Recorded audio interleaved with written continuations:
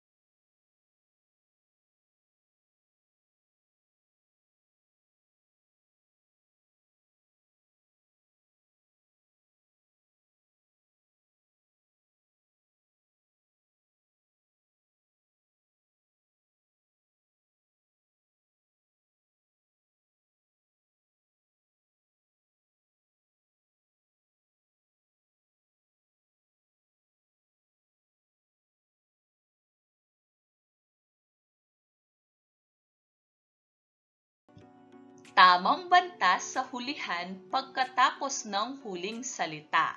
Kung inyong matatandaan, pinag-aralan na natin ang mga iba't ibang mga bantas na ginagamit sa pangungusap. Mayroon tayong tandang padamdam, tandang pananong, at tuldok.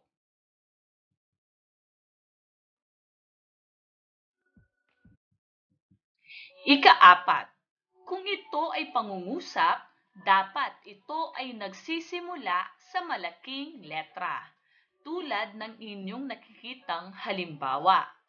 Ang titik S ay nakasulat sa malaking letra.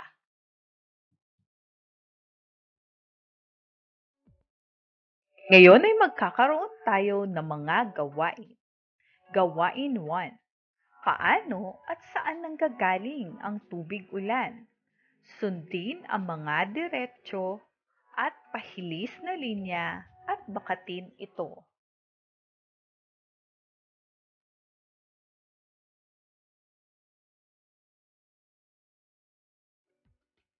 Gawain 2.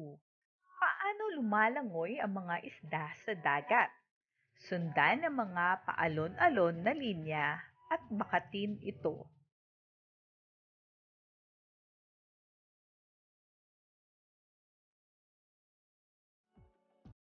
Gawain 3. Sundin at bakatin ang mga linyang pakurba.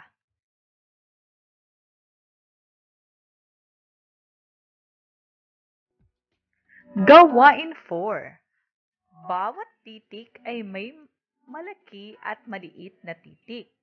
Pagdugtungin ang mga tuldok o dots para mabuo ang mga linya ng bawat titik.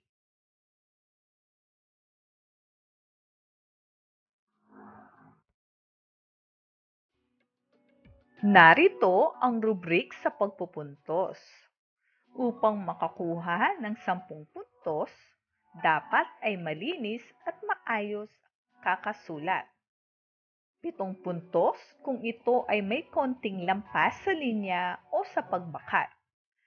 4 puntos kung ito ay maraming lagpas at hindi gaanong nabakatan ng mabuti ang mga linya at titik.